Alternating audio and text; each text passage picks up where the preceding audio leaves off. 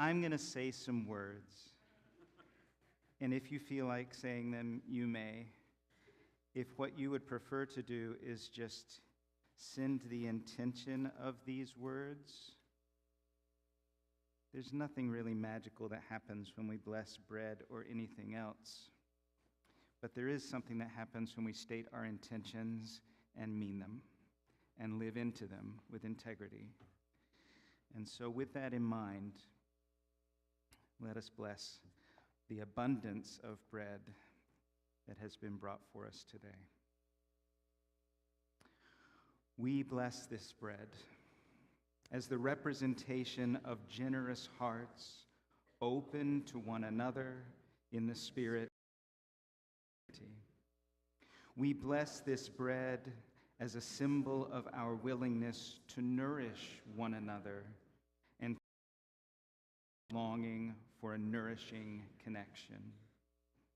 We bless this bread as evidence that it is time. Oh, I'm sorry.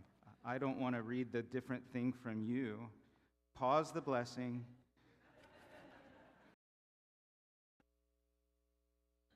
Here we go.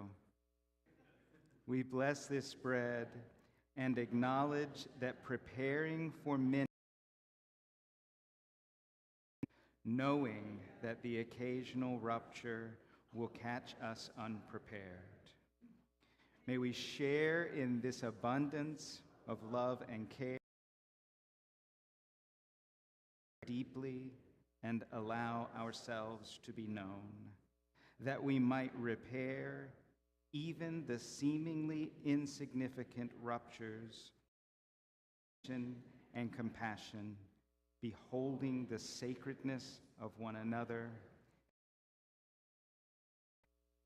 Thank you for the grace.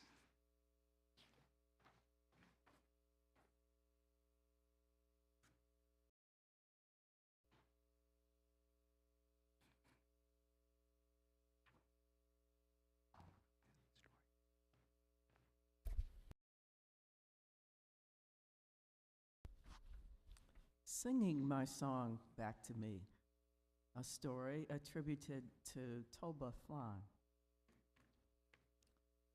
When a woman of a certain African tribe knows she is pregnant, she goes to the jungle with other women, and together until they find the song of the child. When the child is born, the community gets together and they sing the child's song.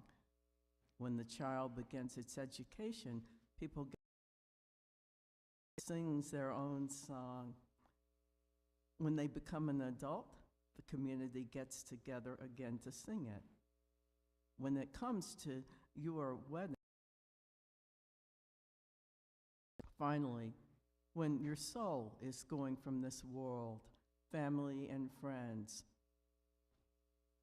are approaching, and like at birth, sing your song to accompany you on your journey. There is another occasion when people sing the song.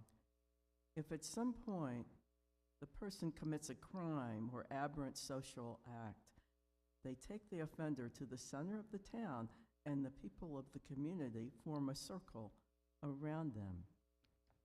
Then they sing you your song. The tribe recognizes that the correction for antisocial behavior is not punishment, but is the love and memory of your true identity. When we recognize our own song, we have no desire or need to hurt anyone. Your friends know your song, and they sing it when you forget it. Those who love you cannot be fooled by mistakes you've committed or dark images you show to others. They remember your beauty as you feel ugly, your total being when you're broken, your innocence when you feel guilty, and your purpose when you're confused.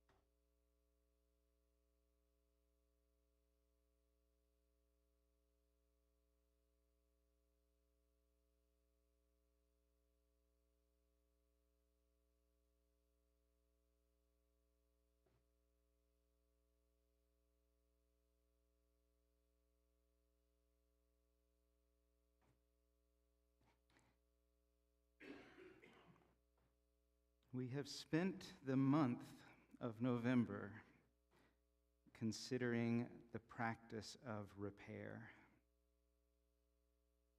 We started talking about repair early on with the story of Foxwoman dreaming and the idea that, I had some pages up here that have slipped to another place, I guess. The idea that repair is necessary. We can't live in a constant state of rupture. We talked about healing the world, tikkun olam, repairing the world around us with small acts that we can do day to day, not necessarily big, impressive, sexy stuff, but things that we just do day in and day out as an embodiment of our values. We had some reflections on repair last week. We referred back to the kintsugi plate, the idea that repairing things can make them more beautiful than they were to start with. And so now it is time for us to get vulnerable and follow the example of those worship associates that led such a lovely service last Sunday, and think about where repair might need to happen in our relationships. So I want to say a few things about that. A crash course in repairing things if you have never done it before, although I have a feeling most of us have. But the first thing that I want to say is we need to get shame out of the way when we talk about repair. It is an opportunity to have your song sung back to you or to sing someone's song back to them. There's nothing shameful about that. Ruptures happen in human relationships all the time. It's just part of it. The way that we repair things is what makes them stronger and more beautiful. So there's no shame. There's no choice about whether something is going to rupture in a relationship. It's just going to happen. Our choice is whether to repair those ruptures. And I also want to say that unintentional wounds are still wounds. I said something in a meeting last week, and I could tell by the look on somebody's face that what they heard was not what I intended to say. I just saw it on their face. And I asked, what is that look about? Because there's something just went through your mind. And they told me what they thought I was saying.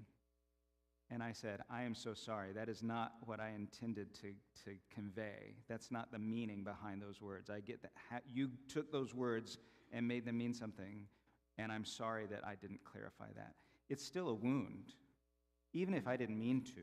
If I don't mean to step on your toes, but I do, your toe still hurts. My intention is not part of it. An unintended wound is still a wound. And we don't have to understand why someone is hurting in order to understand that they are hurting. We cannot explain it away when someone is hurting about something. There is no logic in the world that will make me feel differently if I am feeling hurt. All it sounds like to me is that you're making excuses and you don't want to take responsibility for something because you're just explaining away why I shouldn't feel the way that I feel. We don't have to understand why someone is hurting in order to understand that they are hurting. The other thing I find myself doing, though, is this they hurt me first kind of thing. This is not my thing to repair. They started it. So they need to come and be apologizing to me. They started a thing. I just reacted in the way any normal human being would react. They hurt me first is retribution, not repair. And it isn't justice, and it isn't forgiving and making amends the way our covenant says we're going to do. It's just retribution. Retribution doesn't really have a place in our values as Unitarian Universalists, and also it's one more thing that we get to repair and make our relationships more beautiful, because it's really easy to just react. It's possible that in our relationships, both people have something to apologize for. One is not more important than the other. It doesn't matter who goes first. There is something vulnerable about repair. And I think, the broken plate has been a great symbol for us this month. There's something vulnerable about that being broken. We aren't broken people. We aren't ever broken people. But our relationships do get broken and ruptured from time to time. We want sometimes to feel really protected and safe when something has been broken. And so the way we might try to start repair is by going to someone and saying, "You owe me an apology. You did something that hurt me, and you need to apologize for it because I deserve an apology from you." That is a hard way to start repair. And maybe if someone is gracious, what they hear from you when you say that is, "I am hurting right now, and something is broken between us, and I'm not okay with that. I want it to be repaired." But if we're able to start with that so that they don't have to hear through the filter when we say, "You owe me an apology," if we're able to start with, "I'm hurting right now, and I feel like something needs to be fixed here," it might be easier to repair that and to make it into something beautiful. I get the defensiveness. Repair work is vulnerable work. There's no way around it. An apology may be the beginning of rebuilding trust and honoring a relationship, and the repair work may be the stuff that happens after an apology. Maybe the apology is enough. It kind of depends on what the rupture is. And as I was thinking about all of these things, I have thought about this community, this specific community, these specific people that we share it with. And I have realized, knowing the history of relationships here, that there are some people in this room that have only felt threatened in religious community. You haven't felt threatened in other places in your life nearly as much as you have felt threatened by the other people that you share spiritual community with. You don't know what they're going to do. If a crisis comes up, you don't know how they're going to react. There have been times in this church's history where people have taken sides and been against one another, and it has threatened the sacredness of the space. And I want to name that may still need to be repaired. And we cannot do that work if we do not cultivate a habit of repairing things, a habit of repairing all the little things so that they don't turn into big things. That becomes a way of being that leads to reconciliation. If you are visiting with us today, I just want to name that there probably is a place in your life where there's repair work needed. In some relationship, with family, at your workplace, in your neighborhood. Shoot, we just had an election. I have a feeling there are some repair things that need to happen in a lot of our blocks and neighborhoods. Think about a relationship. You don't have to think about all the relationships, but just think about a relationship today where that repair work is necessary. And just a note, repairing things with the dead is a thing, but it's a little more complicated. And that's not what I'm inviting today. We can do that, and we can explore that at a later point. But today, I'm really just talking about repairing things in our relationships with the living, where we can mutually be in that process of mending. And I also want to invite that the people we're thinking that we may need to repair things with may not know that a repair is necessary. We may be hurting. They may have no idea. They may not even know they said a thing. They might not know how their text was interpreted. They might not know what they forgot. They might not know what they forgot. So they might not be withholding repair from us. They might just not know that we're hurting. And so very briefly, before we partake of the bread, I want to invite you to do just a short loving kindness meditation. You can close your eyes for this if you want to. But just picture the person, either the person with whom you need to repair things, or the person that you feel like you need to hear some comforting or apologetic words from, whoever that person is. It could be a person in this room. It could be a person on the other side of the country. It could be a person anywhere. Geography doesn't matter. Imagine that person in front of you, whole, joyful, full of life, happy.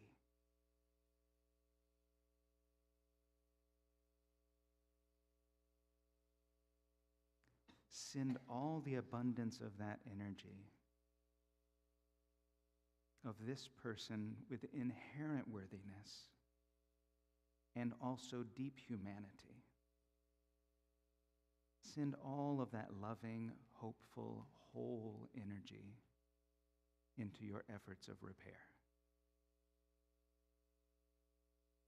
And if it helps, you can do a longer loving kindness meditation before you have a conversation. We're not having conversations today. For those of you that thought, we're going to be sitting here in the pews and having repair conversations with one another, we did not go that route for this service.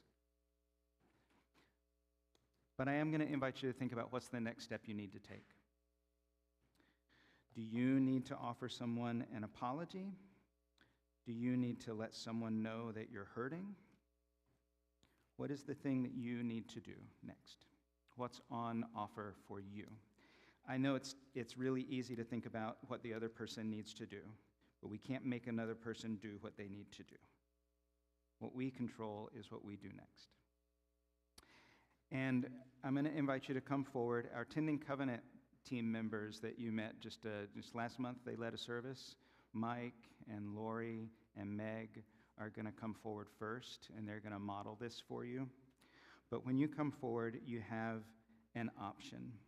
You can just point to some bread and say nothing at all, and they will use their sterile gloves and give you a piece of bread that nobody else has touched or sneezed on or anything.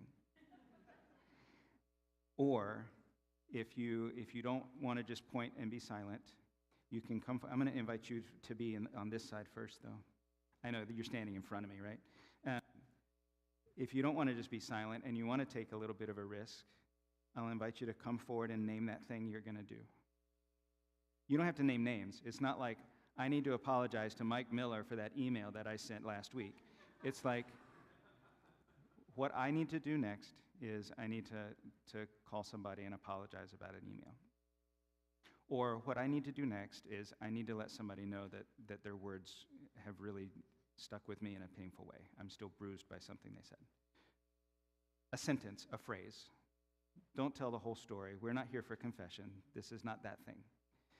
But if you want to, you can come forward and hear from our Tending Covenant team that this repair is possible and that you're worthy of it. And then they'll give you some bread. It's like a little treat. And there'll be some music playing, so nobody else is going to hear what you say to them. We do have some gluten-free options that are here, and they are, I think, well labeled. And we've got some other things that I'm noticing we need to unwrap a little bit. So if you'll grab that one. Oh, even with gloves, too. Yeah, thank you.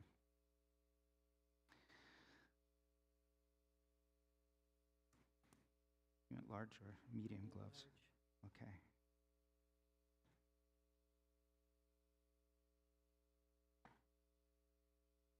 This is the time when you're supposed to be thinking about the thing that you're going to do.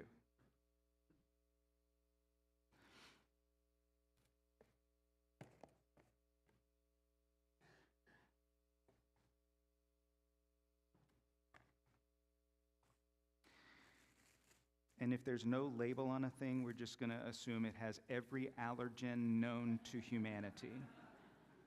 So,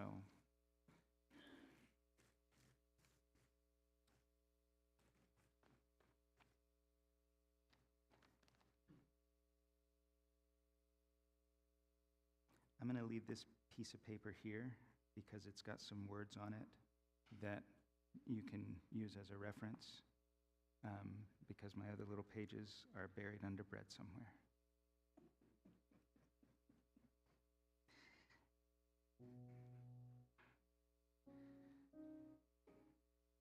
You want to say a thing, or you just want bread?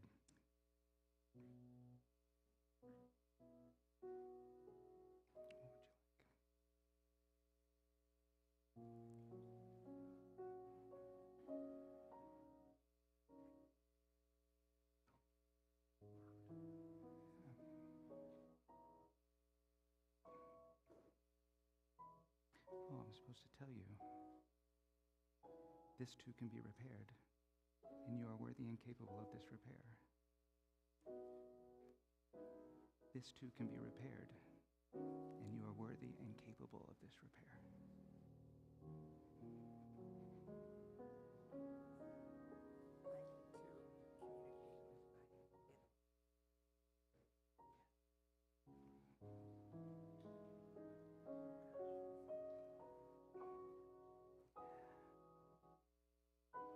This too can be repaired, and you are worthy and capable of this repair. And I invite you to come forward if you want to.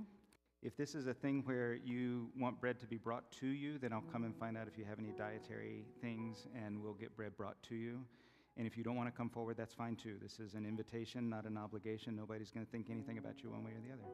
So, plus the bread's going to be downstairs, whatever we don't use in the service, so you can still get bread after the service if you don't come forward now, as you're ready and willing.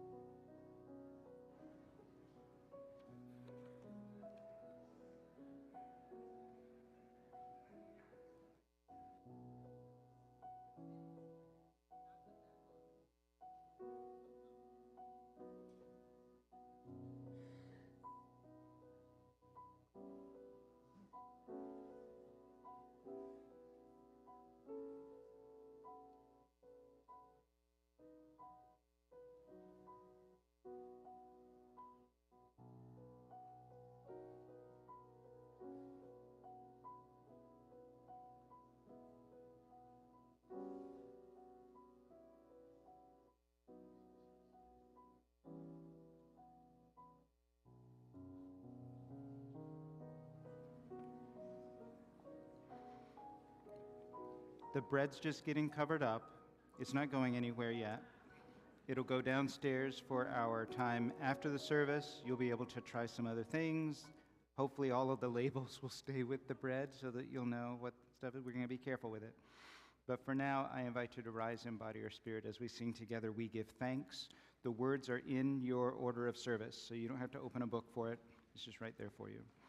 And I think we're going to have some option for movement. If you would like to move along, since the words are in your order of service, then Laura will guide us in that. You don't have to do exactly what Laura does, though. Just, do your thing.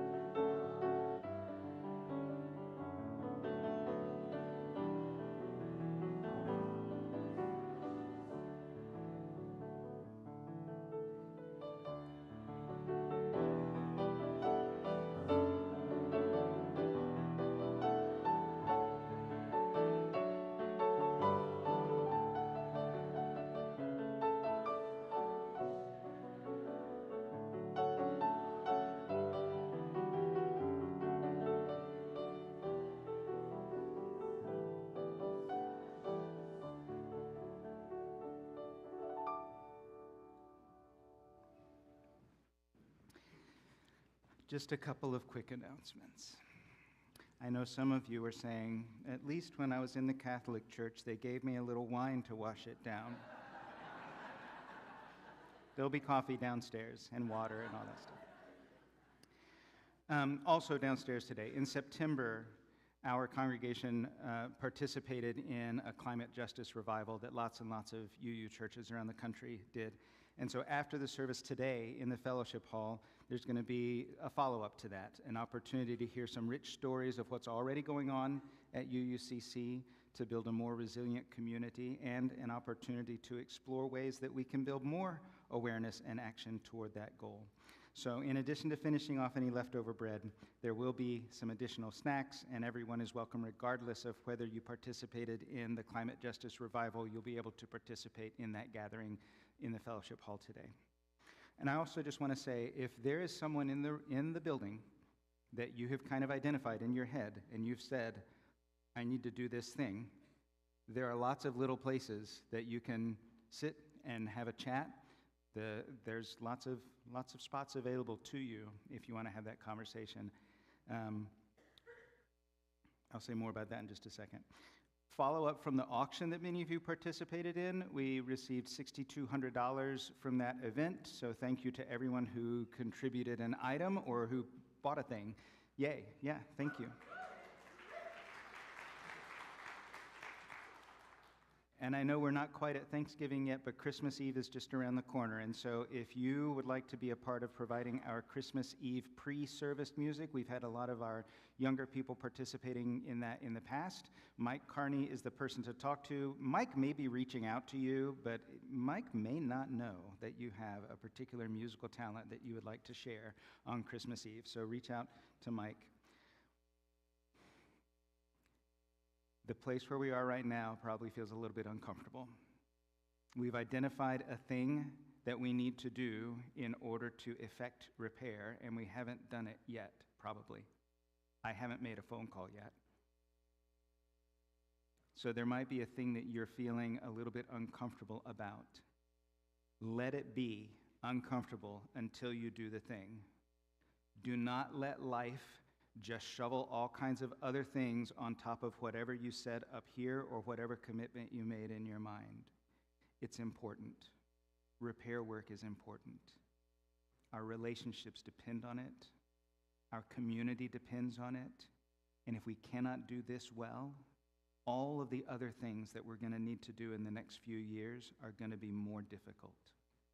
But if we can repair things here and in our other relationships well, all of those things will be done in a spirit of community and interdependence much more easily. So may you go forth from this place with a spirit of confidence that you are capable and worthy of the repair work that is ahead of you. All of it, all the little things, because once you start fixing one thing, then you start seeing all the other things you can start fixing. We are capable and worthy of this work. Go with peace and courage.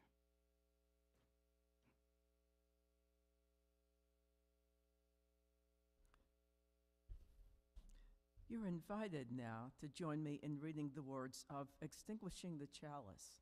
You'll find them on the yellow card on the back of the pew in front of you. We extinguish this flame, but not the light of truth, the warmth of community, or the fire of commitment. These we carry in our hearts until we are together again.